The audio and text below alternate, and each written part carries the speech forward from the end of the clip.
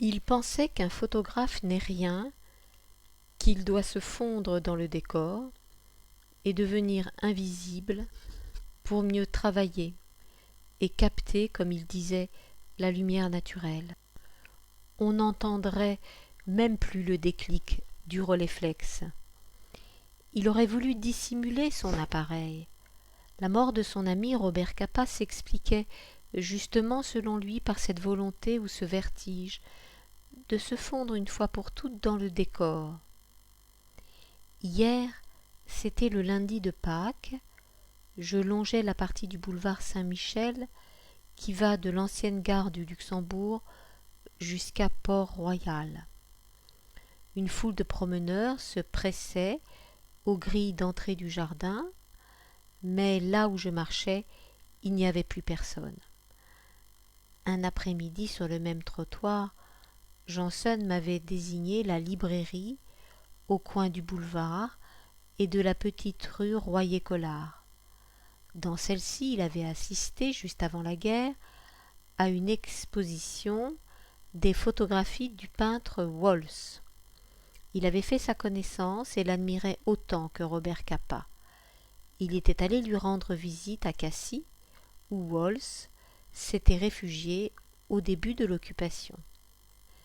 C'était Walsh qui lui avait appris à photographier ses chaussures. Janson avait attiré ce jour-là mon attention sur la façade de l'école des mines, dont toute une partie, à hauteur d'homme, portait des traces de balles. Une plaque fendue et légèrement effritée sur ses bords indiquait qu'un certain Jean Montvalier-Boulogne, âgé de 20 ans, avait été tué à cet emplacement le jour de la libération de Paris. J'avais retenu ce nom à cause de sa sonorité qui évoquait une partie de canotage au bois avec une fille blonde, un pique-nique à la campagne au bord d'une rivière et d'un vallon où se trouvaient réunis la même fille blonde et des amis. Tout cela tranché net un après-midi d'août devant le mur. Or, ce lundi, à ma grande surprise, la plaque avait disparu. Et je regrettais que Janson, l'après-midi où nous étions ensemble au même endroit, n'ait pas pris une photo du mur criblé de balles et de cette plaque. Je l'aurais inscrit sur le répertoire. Mais là, brusquement, je n'étais plus sûr que ce Jean Montvalier-Boulogne eût existé, et d'ailleurs je n'étais plus sûr de rien. Je suis entré dans le jardin en fendant la foule massée devant les grilles. Tous les bancs, toutes les chaises étaient occupés et il y avait une grande affluence dans les allées. Des jeunes gens étaient assis sur les balustrades et sur les marches qui descendent vers le bassin central, si nombreux qu'on ne pouvait plus accéder à cette partie du jardin. Mais cela n'avait aucune importance. J'étais heureux de me perdre dans cette foule et, selon l'expression de Janson, de me fondre dans le décor. Il restait assez de place, une vingtaine de centimètres, pour m'asseoir à l'extrémité d'un banc. Mes voisins n'ont même pas eu besoin de se pousser. Nous étions sous les marronniers qui nous protégeaient du soleil, tout près de la statue de marbre blanc de Velleda. Une femme, derrière moi, bavardait avec une amie, et leurs paroles me berçaient. Il était question d'une certaine Suzanne, qui avait été mariée à un certain Raymond. Raymond était l'ami de Robert, et Robert le frère de l'une des femmes. Au début, j'essayais de concentrer mon attention sur ce qu'elle disait et de recueillir quelques détails qui me serviraient de point de repère pour que les destins de Robert, de Suzanne et de Raymond sortent peu à peu de l'inconnu. Qui sait?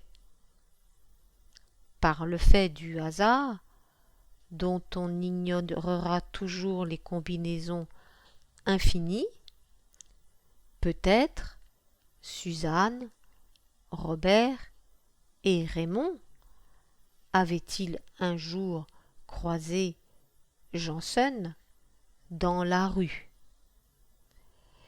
J'étais frappé d'une somnolence. Des mots me parvenaient encore à travers un brouillard ensoleillé. Raymond, Suzanne, Livry-Gargan, à la base, Pépin dans l'œil, Aise-sur-Mer près de Nice, la caserne des pompiers du boulevard Diderot. Le flot des passants augmentait encore cet état de demi-sommeil.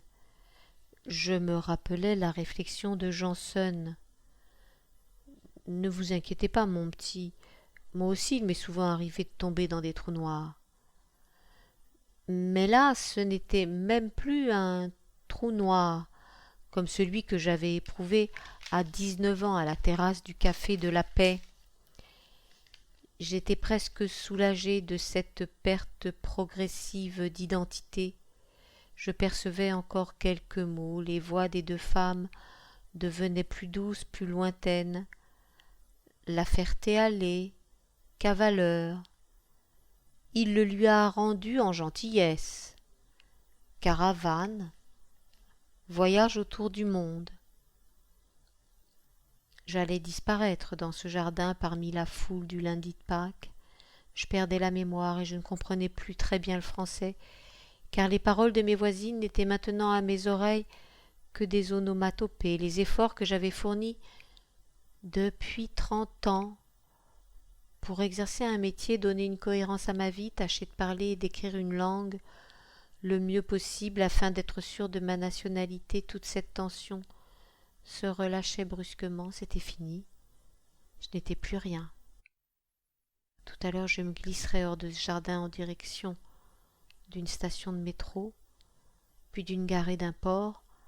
À la fermeture des grilles, il ne resterait de moi que l'imperméable que je portais roulé en boule sur un banc.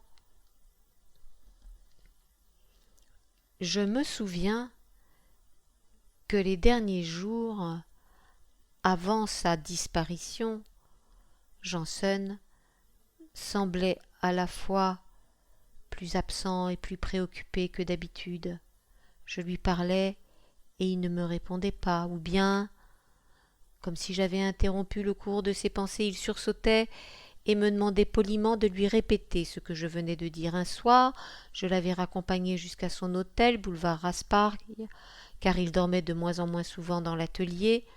Il m'avait fait observer que cet hôtel était à une centaine de mètres de celui où il habitait à son arrivée à Paris, et que pour franchir cette courte distance, il lui avait fallu près de 30 ans.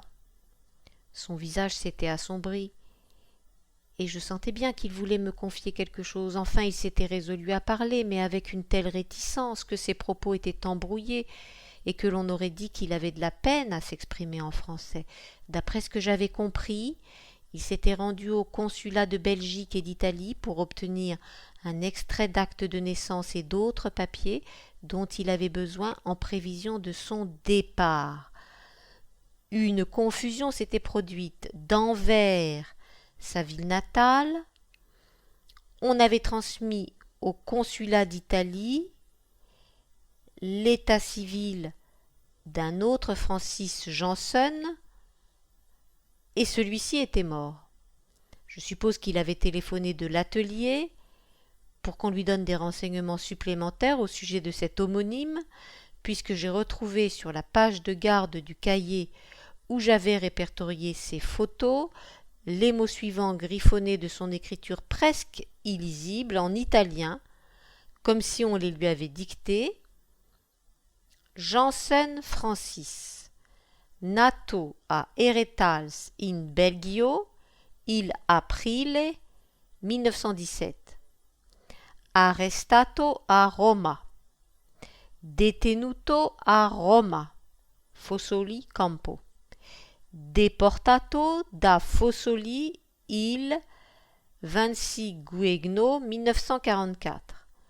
Deceduto in luogo a data ignoti.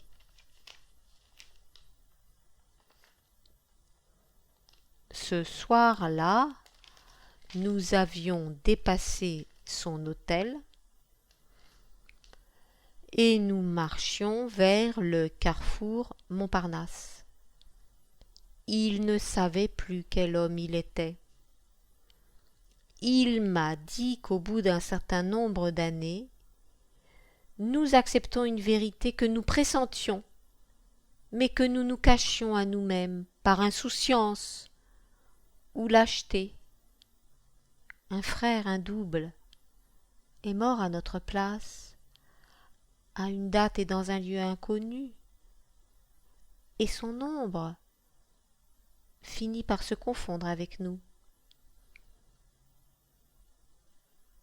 Fin du roman.